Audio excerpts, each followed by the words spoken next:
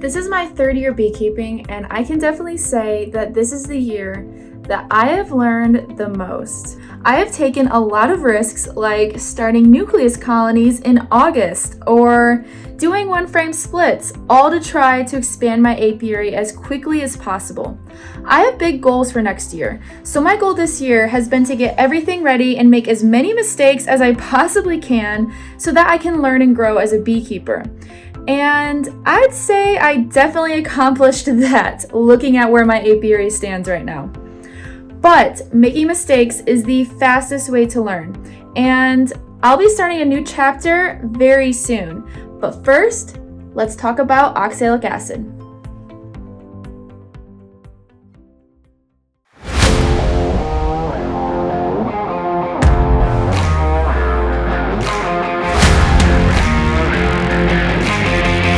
Hey guys, welcome back. Today I'm going to treat with oxalic acid for the very first time. I just got a vaporizer sent to me by the Blythewood Bee Co. He sent it to me to try out to see how I like it. It is one of the more affordable ones, so I know times are tough right now, so that would probably be perfect for all of you guys, especially any new beekeepers that are considering getting an oxalic acid vaporizer.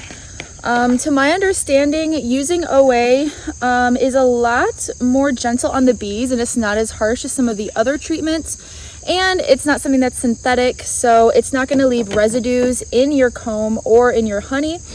So yeah, let's get started and learn how to use this thing. So this is what it looks like, the one that he sent me. Pretty simple. And then I also have, I have a gas mask because it is very toxic and you do not want to inhale it. There have been people that have died from inhaling it, so be careful. But I also have, this is the oxalic acid or wood bleach. And then, let's see, I also have this little mini battery that I can use as well. Okay, so I accidentally forgot to bring a battery, so I had to go get one real fast. So all you need is just an old battery. Don't break the bank and buy a new one. Just use an old battery off of your car, your last battery that you had. Save them because this works great. It only needs a little bit of juice. So, I wish this had a handle, but we're going to use this. It is recommended when using a oxalic acid vaporizer for the first time to do a test run. That way you know how quickly it or how slowly it vaporizes off, and you can time it. So let's do that first. But I guess let's put this on. I hate when things say that they're child-proof, because really they're like person-proof, and I'm not sure if I can get this lid off. Okay, I got it, but that should not have been that hard to get off. They say it's resealable, but I don't know. I had to pry this thing off. I doubt I'm going to be able to put that back on. But, alright. So the recommended dose is half a teaspoon per brood chamber. I'm going to do a little bit more just because of the research I've been reading. And man, it's really hard to breathe in this gas mask. Okay, we have it in the container. Now we can hook it up and start the timer.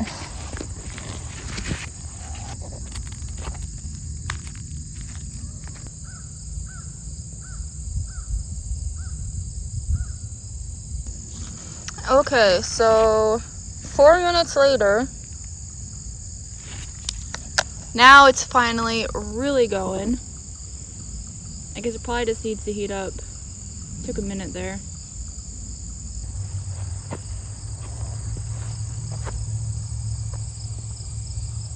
Yep, it's getting there. Almost. Okay, so this is taking quite a while. Way longer than I was expecting. Okay, so I'm gonna be honest.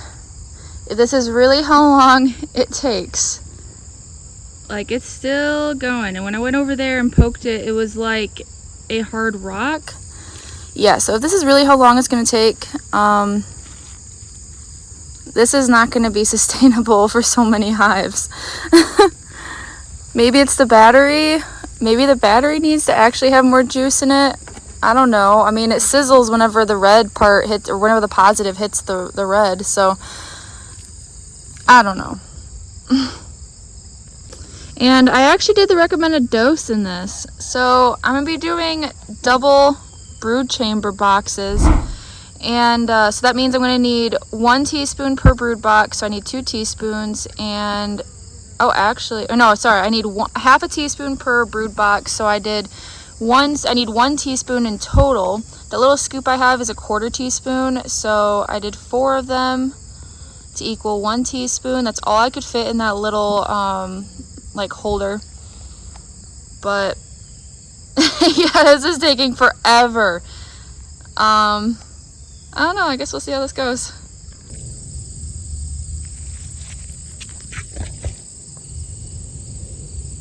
It's finally almost all done, but like I said, it shouldn't take this long. 12 minutes?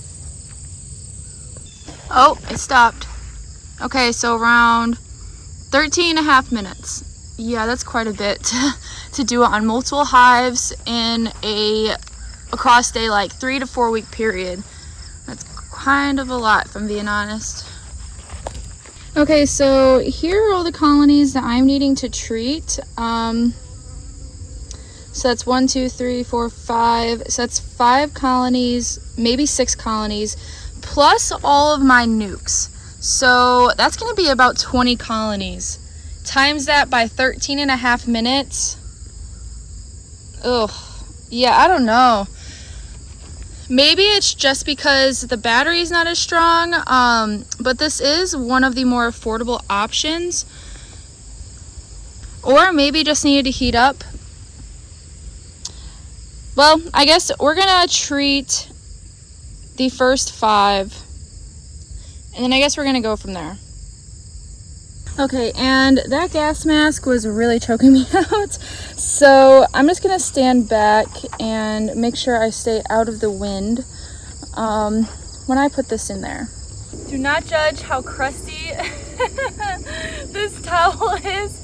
I forgot to bring a towel, and this is the towel I use to put over my feeding buckets in case they spill a little bit when I'm driving, so just pretend you didn't see that.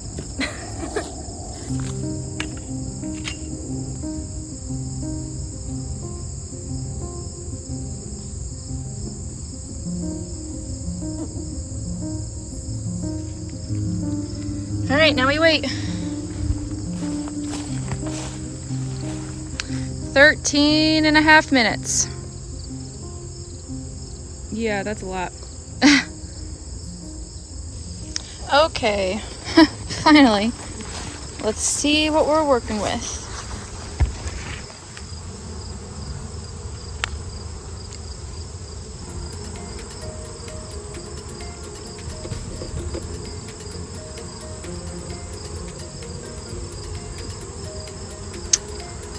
And it's not even vaporized off all the way. That's lovely. Yeah. I'm not really sure how I feel about this thing. Alright, so we're going to try something else to see if it is just the battery. If there's anybody watching that knows the answer to this, I wish this was live so you could say, get a different battery. But, okay, so I have this that I'm going to use instead. This should have a lot more juice in it than the old battery over there. So we're about to see if that helps and makes a difference. Okay, grab my watch.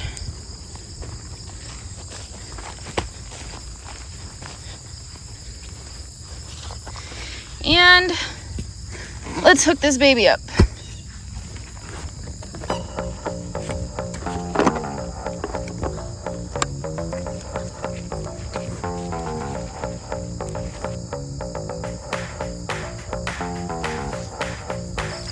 Okay, so I accidentally started a minute late, but it's been a minute and a half, and it's just now starting to vaporize off.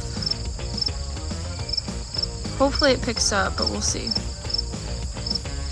Well, I I hate to say it. I guess it's not the battery, because we still are not even half of the way vaporized off, and we're still looking at almost 5 minutes now. Okay, so in all honesty, I think we're gonna have to pick this back up a different day, because I'm gonna be honest, I'm getting very frustrated right now. One, the fact that this vaporizer is taking so long to vaporize off, I just do not have time for it, especially when it's not going to vaporize off completely when I put it in a hive. It's kind of frustrating.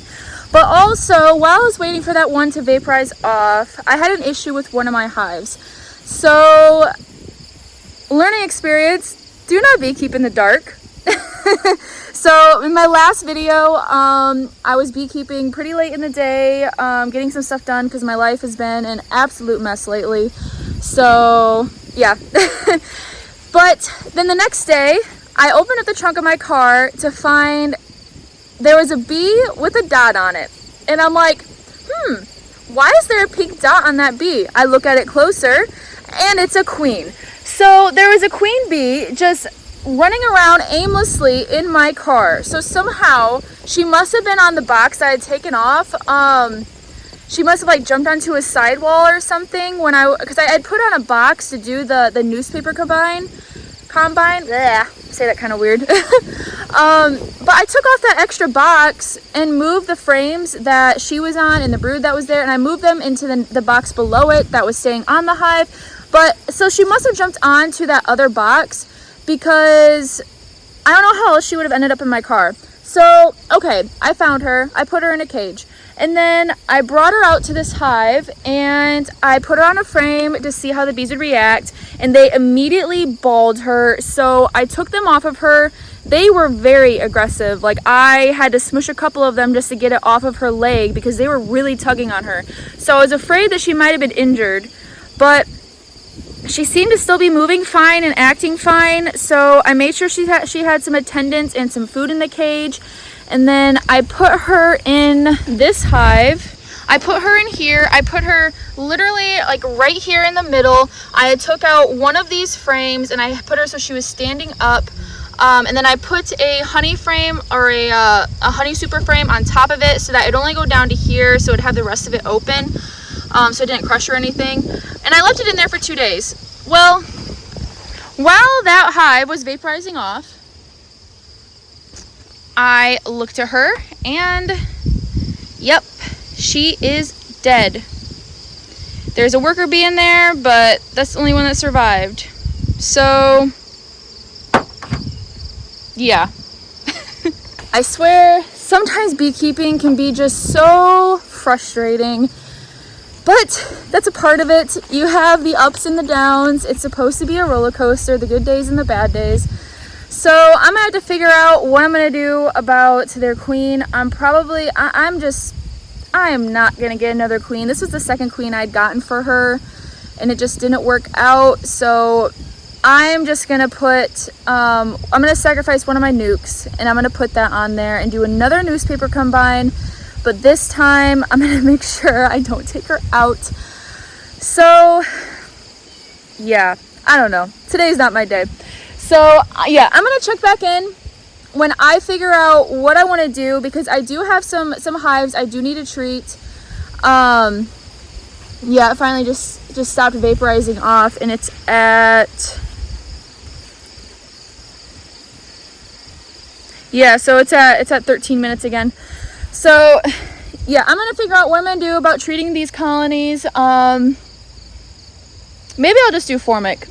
I just didn't want to have the brood loss, especially this time of year, because I do have a little bit left. I need them to build up, but it is September like 18th or something like that today. So, we're pretty much getting to the tail end, so I might just do formic. I don't know. We'll see. I'll just check back in. So, I'll see you soon.